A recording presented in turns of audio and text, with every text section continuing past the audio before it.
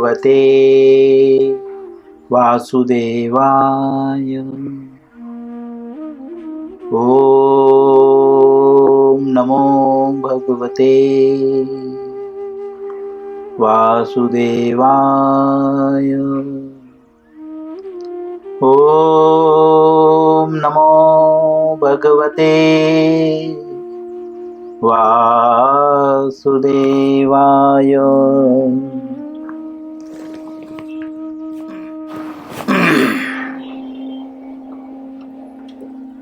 श्री कृष्ण लीलामृत पुरुषोत्तम भगवान पुस्तक का नाम है। हम अध्याय 37 पे हैं। अध्याय का नाम है असुर केसी एवं व्यामासुर का उद्धार। नारद जी कहते हैं कि आप सब इच्छाओं को पूरा करने में पूर्ण हैं, अर्थात आप सभी इच्छा पूरी कर सकते हैं, जो नारद जी बताते हैं भगवान को क्या क्या करना है। नारद जी इसके पूर्व सब गिना चुके हैं, भगवान को कहाँ जाना है, क्या करना है, शादी भी करनी है, पूरा डिटेल। गुरु भी है ना नारद जी, वैष्णव जो है सब कुछ देखते हैं। तीनों काल, भूत काल, भविष्य काल और वर्तमान काल, उन्हें सब दिखाई देता है। जैसे कि श्रील प्रभुपाद जी से एक दिन किसी ने पूछा, कुछ न्यूज़ चैनल वाले थे, तो प्रभुपाद जी ने उन्हें कहा कि बहुत भक्त हैं, पूरा संसार ही कृष्ण भावनामृत में विलीन हो रहा है। क्योंकि उन्होंने पूछा कि आप इतना प्रचार कर रहे हैं पर भक्त तो दिखाई नहीं दे रहे हैं, तो बोले समय आने पे सब दिखाई देगा, लेकिन मैं देख रहा हूँ कि पूरा विश्व कृष्ण भावना में डूबा हुआ है। चैतन्य महाप्रभु कहते हैं, पृथ्वी से आछे नगर आदि ग्राम सर्वत्र प्रचार होइबो मोर नाम। चैतन्य महाप्रभु कहते हैं कि पृथ्वी पे, इसे इस लोक को पृथ्वी लोक कहते हैं, एक शब्द में इसे मृत लोक भी कहते हैं, क्योंकि यहाँ पे सभी मरते हैं, हर कोई मरता है, हम आप जो जन्म लिया है वो मरता है, इसीलिए इसे मृत्यु लोक भी कहते हैं। तो चैतन्य महाप्रभु कहते हैं कि पृथ्वी पे जितने भी नगर और ग्राम हैं, सब जगह मेरा प्रचार होगा, सर्वत्र प्रचार होइबो मेरे नाम। आज हम देख रहे हैं देश विदेश, हांगकांग, लंदन, पेरिस, जापान, रसिया, हर जगह लोग स्वयं को प्रोटेक्ट करने के लिए भी भगवान की नाम की शरण में आ रहे हैं। ठीक है, श्रील प्रभुपाद जी ने इस तरह से प्रचार किया और भक्तों को इस तरह से चार्ज किया कि वे निस्वार्थ भाव से जो है पूरे विश्व में सनातन धर्म के प्रचार के लिए न धूप, न छांव, न कोरोना, किसी भी काल समय परिस्थिति को देखे बिना पूरे विश्व में प्रचार कर रहे हैं, क्योंकि प्रभुपाद जी ही वो सेनापति थे। तो भक्त को पता होता है, जैसे चैतन्य महाप्रभु भक्त का रोल कर रहे थे तो उन्हें भी पता था। वे बताते हैं कि भविष्य में मेरा एक सेनापति भक्त आएगा और वो पूरे विश्व पाश्चात्य देश में जाकर प्रचार करेगा। और हमने देखा कि श्रील प्रभुपाद जी ने पाश्चात्य देश, पाश्चात्य मतलब भारत को छोड़ के अन्य देशों में जाकर प्रचार करेगा।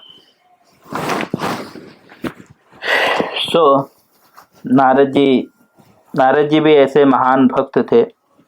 इसके लिए वे घोषणा करते हैं, भगवान को कहते हैं कि आप कंस का वध करेंगे, चाणक्य मुष्टिक का वध करेंगे, फिर ऐसे बहुत सारी बातें बताते हैं और अंत में कहते हैं कि प्रभु आप सब इच्छाओं को पूरा करने में पूर्ण हैं, अर्थात मैंने जितनी भी इच्छा की है वह आप सब पूर्ण कर सकते हैं। ठीक है, भक्त स्वभाव से सरल होता है, मारिबे राखिबे जे इच्छा तुम्हार, भगवान पे डिपेंड होता है। इसीलिए नारद जी यहाँ पे ऐसा नहीं कह रहे हैं कि आपको मेरी इच्छा पूरी करनी होगी। जैसे हम लोग भगवान की भक्ति करते हैं तो डिमांड करते हैं, मंदिर में आकर प्रसाद का डिमांड, ऐसे बहुत जगहों पे, हर जगह हम डिमांड करते जाते हैं। जीवन ही डिमांड हो गया है हमारा। लेकिन जो भगवान के भक्त होते हैं कोई डिमांड नहीं करते, वो भगवान को कहते हैं आपकी इच्छा, ठीक है, आप पूर्ण करने में समर्थ हैं मैं हमारी सबकी इच्छाओं को, ठीक है। श्रील प्रभुपाद जी आगे लिखते हैं, जो नारद मुनि बोल रहे हैं भगवान को,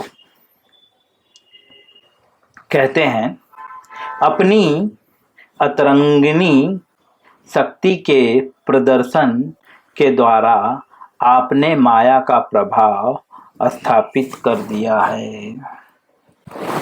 भगवान की दो प्रकार की शक्तियां हैं, अंतरंगा शक्ति और बहिरंगा शक्ति। तो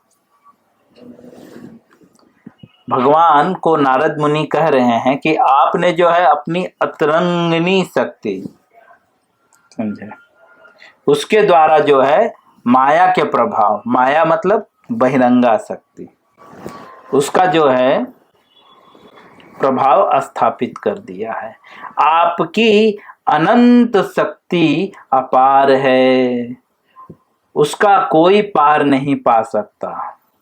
नारद जी कह रहे हैं कि भगवान आपकी जो है शक्ति अपार है, अपार मतलब जिसका कोई पार नहीं पा सकता, अर्थात भगवान की शक्तियों का कोई छोर नहीं है, न ओर है न छोर है। मेरे प्रिय भगवान,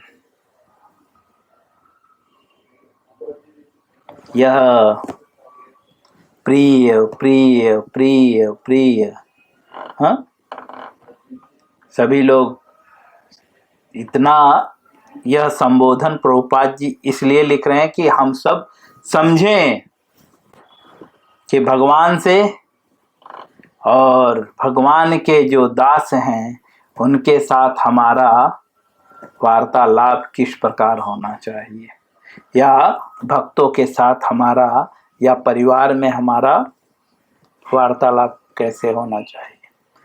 आचरण सिखाए यही वैष्णव सिद्धांत। वैष्णव जो है अपने आचरण से सिखाते हैं, तो नारद जी अपने आचरण से सिखा रहे हैं और बार बार संबोधन कर रहे हैं, मेरे प्रिय भगवान आप परम नियंत्रक हैं।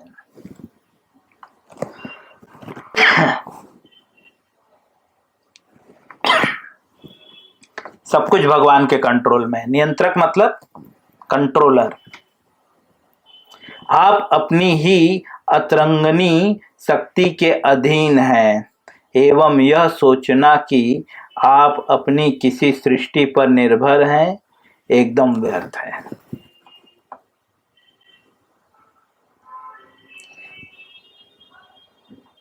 क्योंकि ऐसा प्रतीत, भगवान ऐसा प्रतीत कराते हैं कि भगवान भक्तों के अधीन है, वास्तव में ऐसा वे करते भी हैं, ठीक है। लेकिन भगवान को नारद जी कह रहे हैं ऐसा सोचना जो है कि आप अपनी सृष्टि पर निर्भर हैं, तो बोलते हैं एकदम व्यर्थ है, बेकार है। क्योंकि भक्त तो भगवान की सृष्टि का ही तो एक पार्ट है ना। इनडायरेक्टली बोलते हैं नारद जी, आप क्या सोचते हैं कि आप मेरे अधीन हैं, क्योंकि भगवान बता चुके हैं अहम भक्त पराधीनो। तो भगवान बोल, नारद जी कह रहे हैं कि यह व्यर्थ है। भक्त इतना सरल होता है, देखो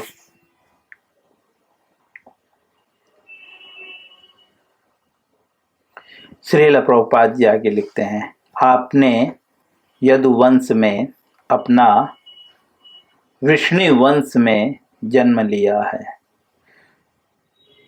प्रभुपाद जी कहते हैं कि नारद जी क्या कह रहे हैं कि आपने जो है यदुवंश में अथवा विष्णु वंश में जन्म लिया है। दो वंशों का नाम आया यहाँ पे, एक विष्णु वंश और एक यदुवंश। विष्णु वंश के कौन थे, कोई बताएगा? और यदुवंश दो नाम क्यों आया?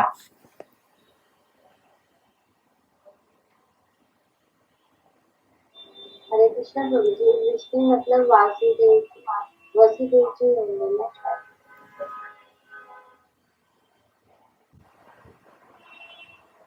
कोई और बताएगा?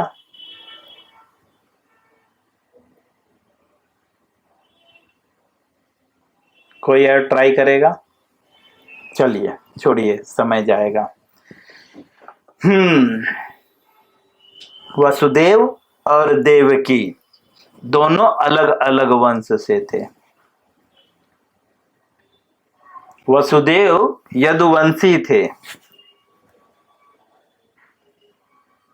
और देवकी जो है विष्णु वंशी थी, है ना, क्योंकि वो कंस की बहन थी। और कंस यादव समाज का नहीं था, वो विष्णु समाज का था, उनका परिवार अलग था, है ना। तो दोनों का विवाह हुआ था। एक्चुअली दोनों का विवाह एक राजनीतिक विवाह था, ताकि यदुवंशियों में और विष्णुवंशियों में उस समय दो वंश बहुत शक्तिशाली थे। यदुवंश भी अपने आप में बहुत माने जाते थे और विष्णुवंश भी अपने आप में बहुत माने जाते थे। तो ताकि दोनों वंशों के संबंध में, दोनों राजाओं के संबंध में बीच में एक अच्छा संबंध स्थापित हो, इसीलिए वसुदेव जी का विवाह जो है विष्णु वंश की जो पुत्री है उग्रसेन, उनकी, उग्रसेन के भाई का क्या नाम था, याद नहीं आ रहा, भूल गया। तो उग्रसेन के भाई, उग्रसेन तो कंस के पिता का नाम था, ठीक है। उग्रसेन के एक भाई थे जिनकी पुत्री जो है देवकी थी, समथिंग देवक नाम था, कुछ ऐसा ही, मुझे पता नहीं, याद नहीं आ रहा, ठीक है।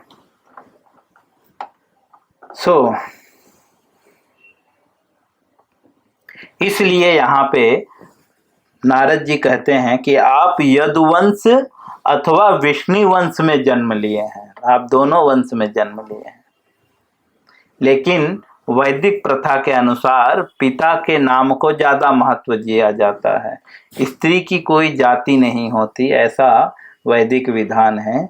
इसीलिए पिता की ही जाति को लिया जाता है, इसीलिए भगवान को हर जगह जो है यदुवंश ही जाने जाते हैं, यदुवंशी ही जाने जाते हैं, ठीक है। श्रील प्रभुपाद जी कहते हैं कि नारद जी भगवान को कह रहे हैं, मूल सच्चिदानंद के रूप में भूतल पर आपका आविर्भाव आपकी स्वयं की ही लीला है। नारद जी कह रहे हैं कि मूल सच्चिदानंद, भगवान के बहुत सारे स्वरूप हैं जो सच्चिदानंद हैं, लेकिन कृष्ण कौन है? मूल है। मूल किसे कहते हैं? जड़ को ना, जड़ को दूसरे शब्दों में मूल भी कहते हैं।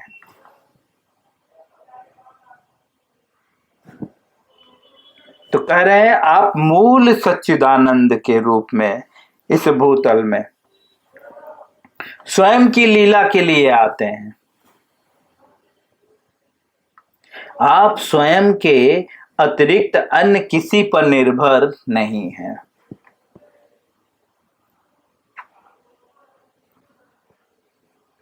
क्योंकि भगवान इस समय बालक का जो है रोल अदा कर रहे थे। भगवान बालक के स्वरूप में थे और बाल्य लीला कर रहे थे। तो शायद भगवान ऐसा प्रदर्शित करते हों कि मैं तो अभी बच्चा हूं, मम्मी पापा पे निर्भर हूं, तो नारद जी कहते हैं आप जो है अपने अतिरिक्त किसी पे निर्भर नहीं है। जिस प्रकार से भगवत गीता में भगवान अर्जुन के भावों को समझ के उत्तर दे रहे थे, उसी प्रकार से नारद जी भी भगवान के भाव को देखकर बोल रहे हैं। जो गुरु होता है वह शिष्य के चेहरे के भाव को ही पढ़ लेता है, और भगवान भी तो जगत गुरु हैं, इसीलिए वे अर्जुन के भाव को पढ़ लिए। लेकिन यहाँ पे भगवान जो है एक अबोध बालक की, सामान्य बालक की तरह लीला कर रहे हैं, और नारद जी उनके भाव को पढ़ ले रहे हैं। इसीलिए भगवान ऐसा प्रदर्शित कर रहे हैं कि मैं तो अभी नंद महाराज और जो है किस पे डिपेंड हूं, यशोदा पे। लेकिन यहाँ पे नारद जी जिस तरह से कंस को बताए कि कृष्ण कौन है, उसी तरह से कृष्ण को इनडायरेक्टली बोल रहे हैं कि आप यशोदा और नंद महाराज के पुत्र नहीं हैं, आप किसके पुत्र हैं? देवकी और वसुदेव के पुत्र हैं।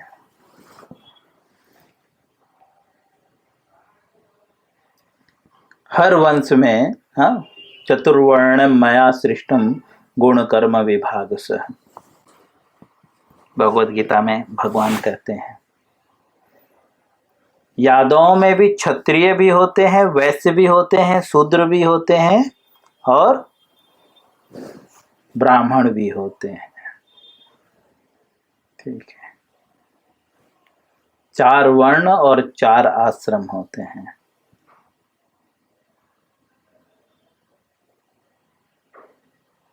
तो यदुवंश में नंद महाराज वैश्य थे, ठीक है, वो भी यदुवंशी ही थे, लेकिन वो वैश्य थे, ठीक है। और वसुदेव जी भी यदुवंशी ही थे, लेकिन वे कौन थे? क्षत्रिय, है ना।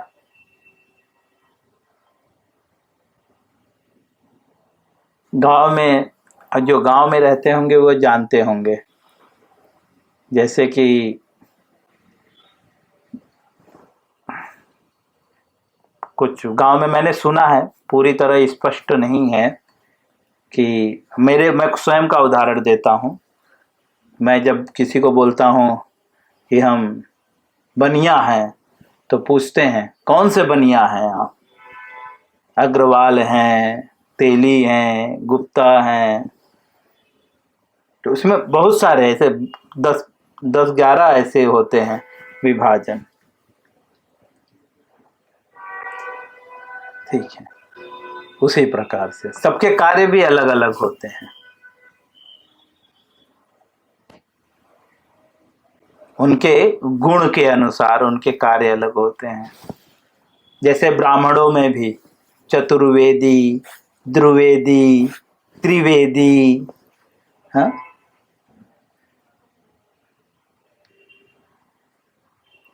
उसी प्रकार से यहाँ पे भी नंद महाराज भी यदुवंशी थे और वसुदेव भी यदुवंशी थे, लेकिन नंद महाराज ग्वाले थे, ठीक है, वैश्य थे, और जो है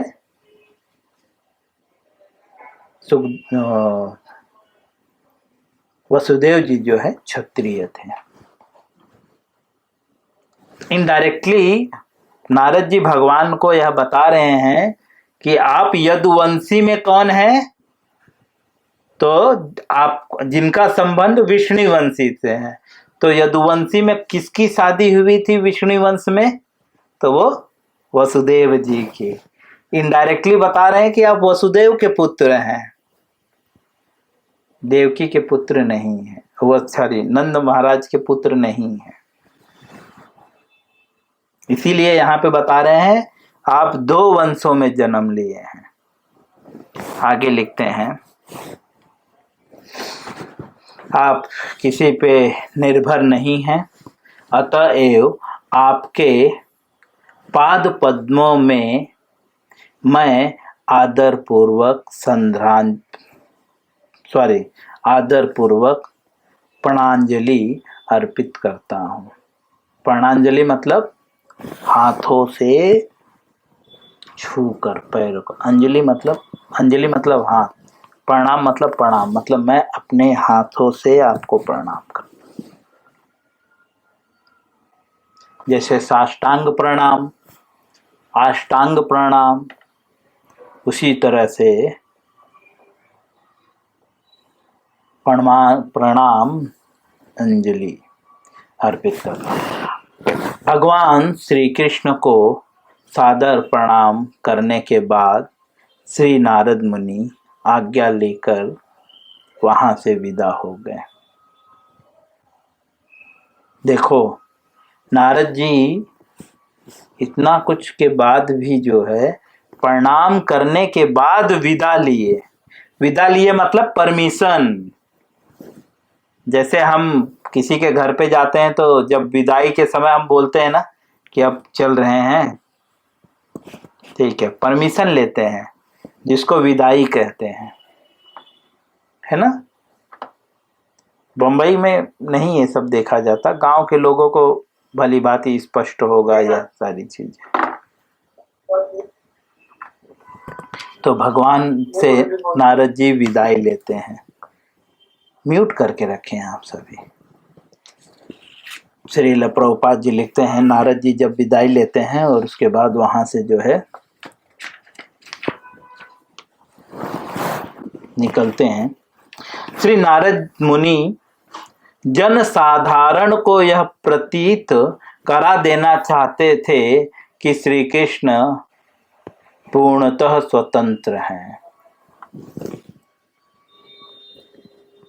नारद जी इतना कुछ बोलने का जो है मुख्य लक्ष्य क्या था, तो प्रभुपाद जी बता रहे हैं कि नारद जी ये बताना चाह रहे थे, सबको प्रतीत कराना चाह रहे थे। प्रतीत मतलब सबको पता हो जाए कि कृष्ण जो है पूर्णतः स्वतंत्र हैं।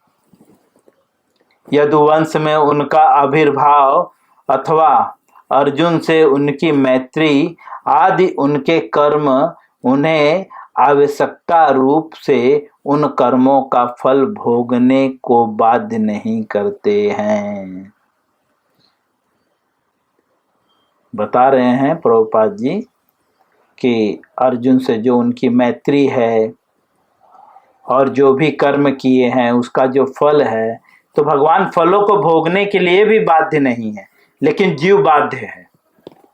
भगवान बाध्य नहीं है लेकिन जीव बाध्य है।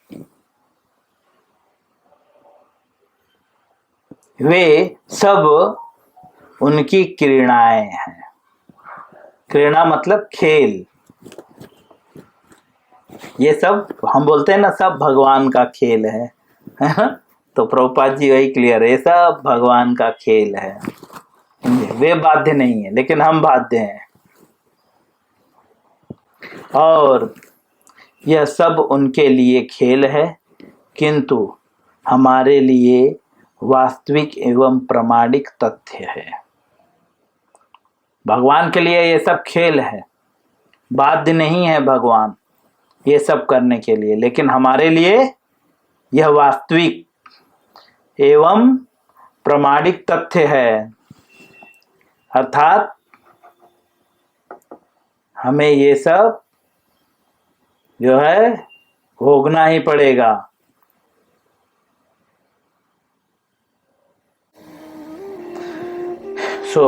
मैं यहीं पे विराम दूंगा, इसके आगे हम कल पढ़ेंगे। हरे कृष्णा।